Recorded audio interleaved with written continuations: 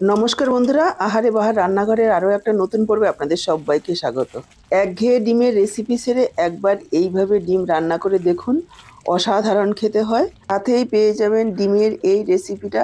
এতটা সবুজ কি করে রাখলাম, অনেক রান্নার টিপস। আজকের রেসিপিটা যেমন সুস্বাদু তেমনই স্বাস্থ্যকর। গরম ভাত, রুটি, লুচি যা দিয়ে খাবেন না কেন ভীষণ ভালো লাগবে।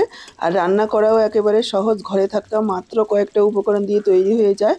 তো চলুন দেরি না করে রেসিপিটা দেখে নেওয়া যাক। আজকের এই দারুণ সুস্বাদু ডিমের রেসিপিটা করার জন্য দেখুন আমি এখানে 7 পিস ডিম সেদ্ধ করে খোসা ছাড়িয়ে রেখেছি। আমি এখানে হাঁসের ডিম নিয়েছি, আপনারা চাইলে মুরগির ডিম দিয়েও করতে পারবেন। এবার ডিমগুলোকে একটু এভাবে কেটে দিচ্ছি যাতে রান্নার পর মশলাটা ভেতর পর্যন্ত ভালোভাবে ঢুকে যায় আর ডিমের কুসুমটাও খেতে ভালো হয়। প্রথমে হয়তো আপনারা দেখে ভাবছেন ডিম আর এমন কি রান্না, সবার বাড়িতে সবসময় হয়। তবে একই মশলা একই সব কিছু, এক একজনের রান্নার টেকনিক এক এক রকম। পুরো ভিডিওটা দেখুন আর স্টেপ বাই স্টেপ ফলো করে আজকের রান্নাটা অবশ্যই একবার ট্রাই করে দেখুন। আশা করি আপনাদের প্রত্যেকেরই ভীষণ ভালো লাগবে, আর একবার যদি এইভাবে খান বারবার খেতে ইচ্ছা করবে। দেখুন সবগুলো ডিম আমি এইভাবে কেটে নিয়েছি। আর এদিকে নিয়েছি এক মুঠো পালং শাক।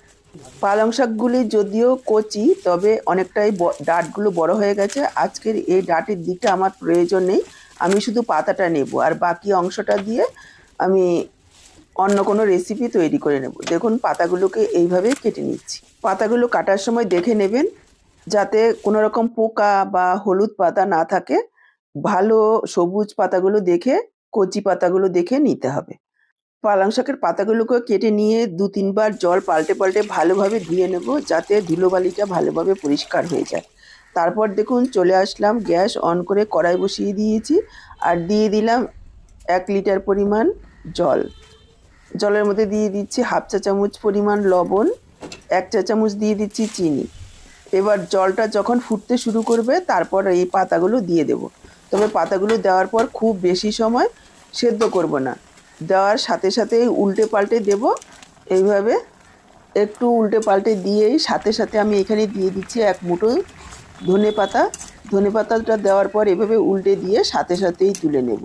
মোটামুটি 1 মিনিট মতন এভাবে পালং শাকগুলোকে একটু ভাপিয়ে নেব। পালং শাকগুলোকে তুলে নিয়ে সাথে সাথে ঠান্ডা জলে রেখে দেব। এতে করে কী হবে, যখন আমরা ফোটালাম জলের মধ্যে অবশ্যই লবণ আর চিনিটা দেবেন।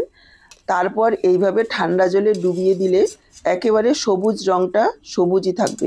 প্রথমেই আপনারা দেখতে পেলেন যে সবুজ রঙটা কতটা সুন্দরভাবে সবুজ রয়েছে, ঠিক ওই একইভাবে সবুজ থাকবে।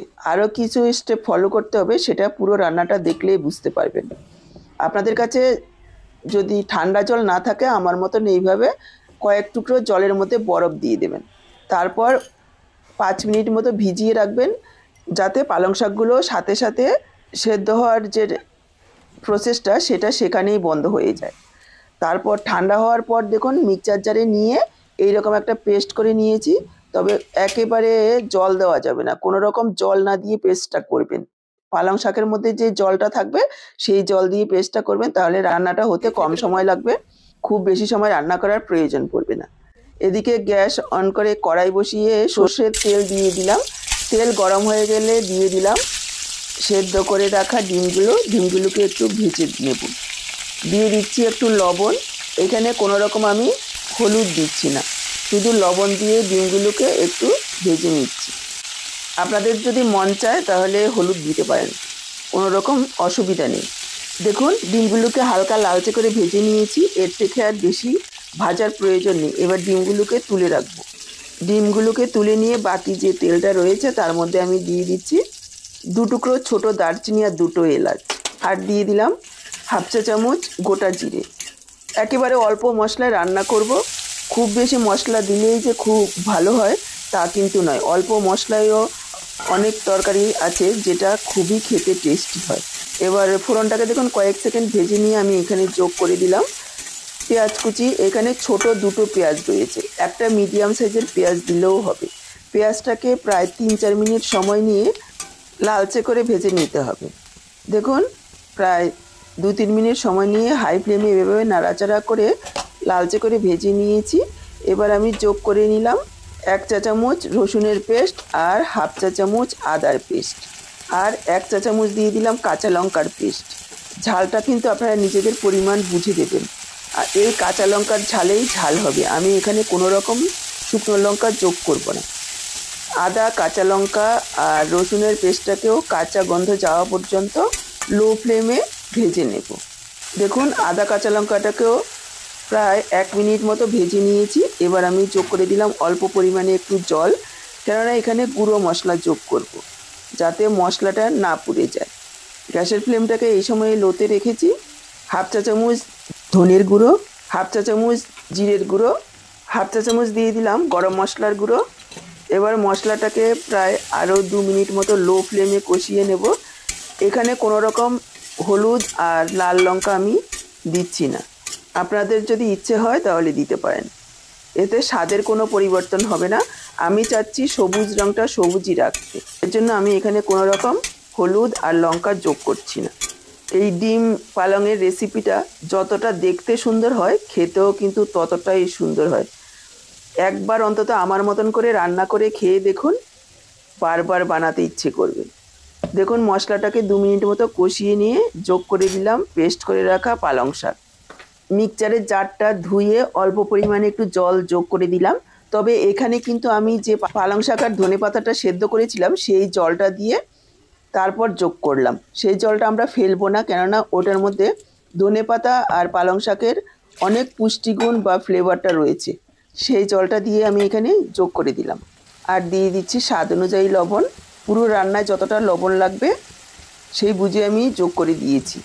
তবে আপনাদের যদি অসুবিধা হয় তাহলে এই পালং শাকটা অনেকটাই কমে যাবে, তারপর দেবেন, তাহলে পরিমাণটা বুঝতে সুবিধা হবে। সাথে যোগ করে দিলাম আমি হাফ চা চামচ চিনি। এবার পুরো মশলাটাকে প্রায় 4-5 মিনিট সময় নিয়ে মিডিয়াম লো ফ্লেমে রেখে কষিয়ে নেব। এভাবে নাড়াচাড়া করতে করতে দেখবেন ছিটতে শুরু করবে, কেননা যেহেতু ঘন আরও পেস্ট রয়েছে, ছিটে গায়ে আসতে পারে। তবে কিন্তু আমরা পুরো ঢাকা দেব না, ঢাকা দিলে এই যে সবুজ রঙটা এতটা সুন্দর সবুজ থাকবে না, এটা কালসে হয়ে যাবে। সেই জন্য আমরা করব ঢাকনাটা দিয়ে এইভাবে ফাঁকা রেখে ঢেকে দেব, যাতে করে ভাপটা বেরিয়ে যায় আর ছিটাও গায়ে না আসে। দেখুন ঢাকা দিয়ে প্রায় 4-5 মিনিট কষিয়ে নিয়েছি। জলের ভাপ অনেকটাই কমে গেছে আর মশলাটাও ভাজা ভাজা হয়ে গেছে। এর থেকে আর শুকনো করব না। এবার আমি যোগ করে দিচ্ছি ভেজে রাখা ডিম। ডিমটা দেওয়ার পর আরও কিছুক্ষণ এইভাবে নাড়াচাড়া করে কষিয়ে নেব। দেখুন আরও প্রায় 2 মিনিট মতো ডিমের সাথে পালং শাকের সাথে কষিয়ে নিয়েছি। এবার আমি যোগ করে দিচ্ছি দই। এটা কেনা প্যাকেটের দই, সেজন্য একটু পাতলা, ভালোভাবে ফেটিয়ে নিয়েছি। এবার দইটাকেও খুব ভালোভাবে মিশিয়ে নেব। এই সময় গ্যাসের ফ্লেমটাকে একেবারে লোতে রাখতে হবে, তা না হলে কিন্তু দইটা কেটে যেতে পারে। দেখুন আরও 1 মিনিট মতো এইভাবে নাড়াচাড়া করে মিশিয়ে নিয়েছি। এবার আমি যোগ করে দিচ্ছি জল। তবে পালং শাক ধনেপাতা সেদ্ধ করার যে জলটুকু ছিল সেইটুকুই আমি যোগ করে দিলাম। আরও একবার মিশিয়ে নিচ্ছি।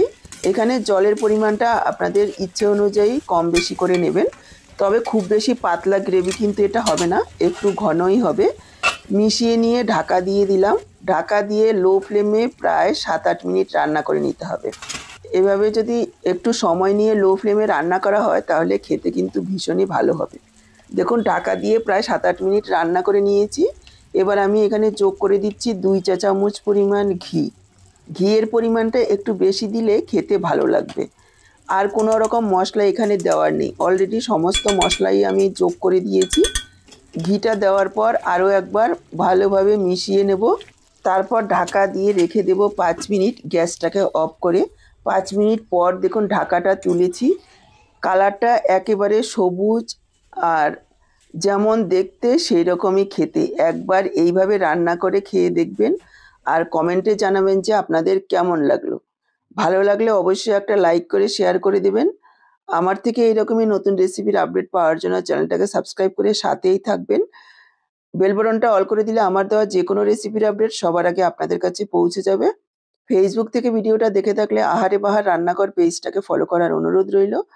আজকে এই পর্যন্ত, আবার আসবো এরকমই নতুন কোনো রেসিপির সাথে সবাই ভালো থাকুন, সুস্থ থাকুন। আপনাদের সব্বার সুস্থতা কামনা করে এখানেই শেষ করছি। সবাইকে অসংখ্য ধন্যবাদ।